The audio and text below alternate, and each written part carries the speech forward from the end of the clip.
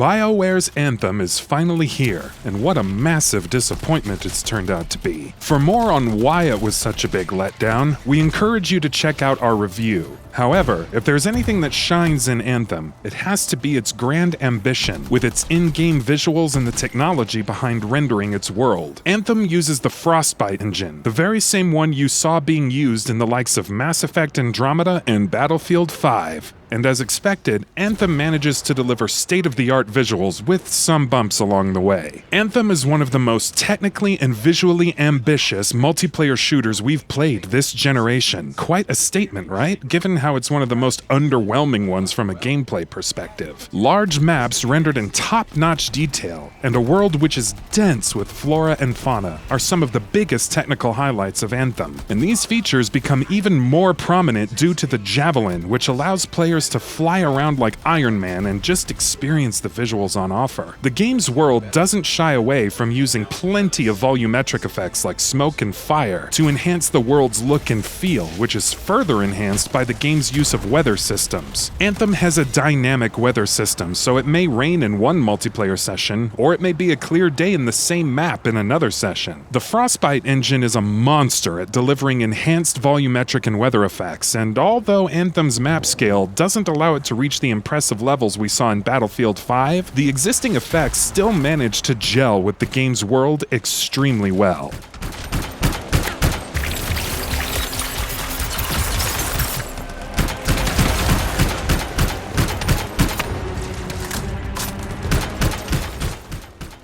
Another noticeable achievement by Anthem is its abundant use of high-resolution textures across the board. Obviously, the quality will decrease as we go from a maxed-out PC version to the Xbox One X and PS4 Pro versions. But generally speaking, texture resolution across various world assets like foliage, mountains, and several architectures are of high quality. The World Asset Streaming Renderer does a great job of rendering most of the details in one go, but we encountered noticeable pop-in issues when you're traversing at high speeds across the PS4 Pro, Xbox One X, and PC builds. The lighting model, for the most part, is impeccable, and it helps a great deal in making Anthem's world more colorful. Each map is a combination of open world elements along with indoor linear levels. However, the structuring design is very inconsistent. The map in Anthem is a combination of different areas, with each of them separated by a loading screen. Unfortunately, these loading screens totally break the immersion the world is trying to build, not to mention the fact several gameplay elements like changing your loadout requires a loading screen. BioWare released a day one patch, but unfortunately most of the issues related to loading still exist, and it's sad to see that these maps, which are an indication of something wonderful and ambitious, are all interrupted by regular loading screens. In short, Anthem's ambitions to deliver a truly seamless multiplayer experience across a massive map have been unsuccessful. Now, this could be due to a number of reasons, but we think this is down to the current hardware restrictions, which has impacted Frostbite's capabilities to render everything in one go. The PS4 Pro and Xbox One X, although pretty capable machines in their own right, lack the muscle power to render such massive levels at once. The current design methodologies to bring the map into different areas separated by loading screens only make sense in a single player, but for Anthem, a game which emphasizes co-op experience, this kind of design methodology doesn't make any sense. Regardless, when seen from a top-level perspective, Anthem is still a visual masterpiece. There is no denying the fact that the developers had sky-high ambitions with this game, and this is reflected in its world, the lighting model, and the various post-processing effects involved. But does this tech showcase for the Frostbite Engine reach the level of visual fidelity that the E3 2017 gameplay demo promised? Something other artists recognize.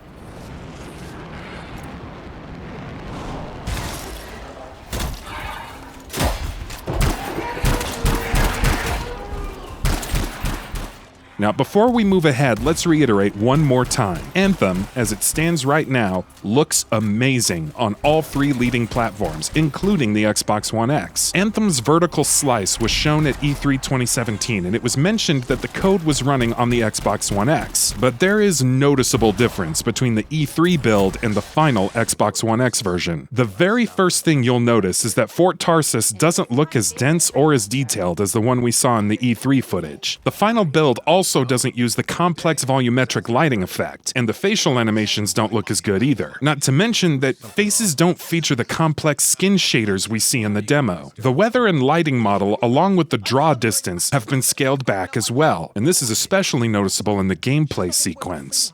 You just don't get to see the world through the eye. Now I'm jealous, sitting here in the fort.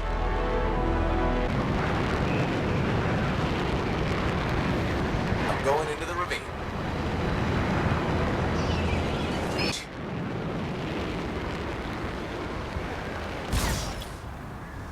Lost sensors nearby.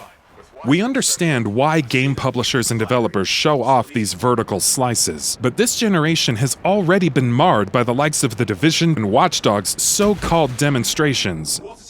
And it really doesn't help anyone by having more of these misleading vertical slices. Now, to answer the question whether Anthem was downgraded, the answer is that it retains many elements from that E3 build, but it comes eerily close to misleading players with enhanced effects that are not present in the final version. We would appreciate if developers and publishers show off a build that closely resembles the final product, as that'll help to set expectations accordingly. Now let's take a look at how the game performs on the PC, Xbox One X, and PS4 Pro. As always, let's take a look at the PC build first. The developer recommends an Intel Core i7 4790 3.6 GHz or AMD Ryzen 3 1300X 3.5 GHz, 16 GB of memory, and NVIDIA GTX 1060 or RTX 2060 or AMD RX 480. Our test PC includes a GTX 1080 Ti, 16 GB of GDDR4 memory, and Ryzen 1700 CPU. The graphical settings include anti-aliasing, ambient occlusion, texture quality, texture filtering, mesh quality, lighting quality, effects quality, post-processing effects, terrain quality, vegetation quality, and others. As you can probably see, the developers have tried to deliver a scalable PC build, so this is something we appreciate. Now, on the performance front, we experienced more than 60 frames per second in almost all our sample scenes. Even in the open world areas where the player is flying across the map, the frame rate manages to hold up quite nicely. However, during sequences where there were a ton of alpha effects like explosions or in the Fort Tarsis area, we experienced random frame rate drops. The drop in performance in Fort Tarsis is interesting because it's a pretty quiet area, in the sense that there isn't much happening here in terms of alpha and particle effects. It may be down to the game's shift from third person to first person, but this is a mere assumption on our part, as there's no way to verify it at this moment. In our PC test, we found Anthem to be a decently polished game. Well, except for the horrendous loading times. But there is one issue that we need to talk about. During our time with the PC version, the audio just got cut off. We're not sure what caused this, as it was completely random. But overall, the Frostbite Engine has delivered yet again on PC. And that makes the PC the best place to play Anthem, provided you have the hardware. On the console front, we analyzed the game's performance by taking some sample scenes from the game and running it through TR-Drop, an open source software. Note that this tool gives us a mere demonstration of the game's performance, because an exact one-to-one representation of performance can only be provided by the developers themselves, since they have access to a vast array of tools and profilers. Let's look at the PS4 Pro version first. As you can see, the PS4 Pro version runs at a solid 30 frames per second, and this holds up during combat where there is a fair amount of alpha effects going on. Even during the traversal sequences where the Frostbite Engine is rendering a ton of world assets, performance is pretty much locked at 30 frames per second without any noticeable screen tearing. On the resolution front, the game is running at 1800p, similar to what we saw in Mass Effect Andromeda.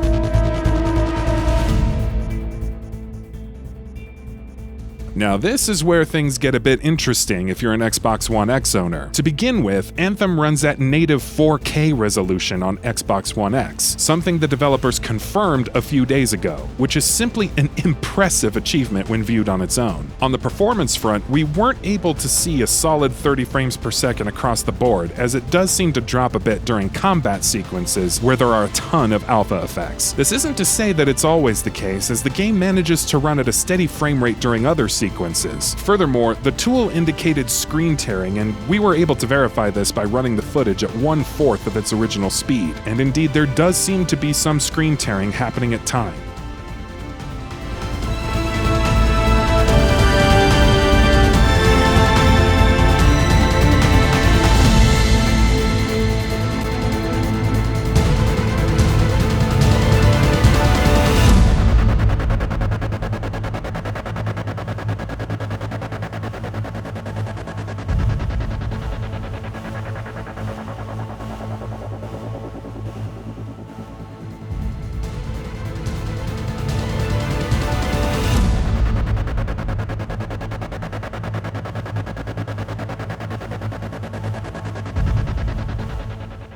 On the visual front, Anthem seems to be using the same core asset structure across both the PS4 Pro and Xbox One X. It's indeed a pretty close match with similar post-processing effects, draw distance, level of detail, and reflections quality. However, you may find some differences in texture quality given the Xbox One X's higher operating resolution. Compared to the PC version, the difference becomes rather apparent. Other than the ability to support higher frame rates, the PC version clearly takes the lead here with better mesh quality, texture filtering, higher quality reflections, and draw distance.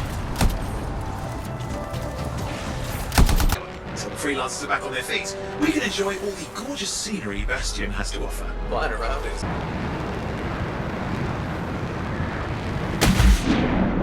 Watertight seals are holding. Shall I call in more freelancers? No time. We can't risk this getting worse.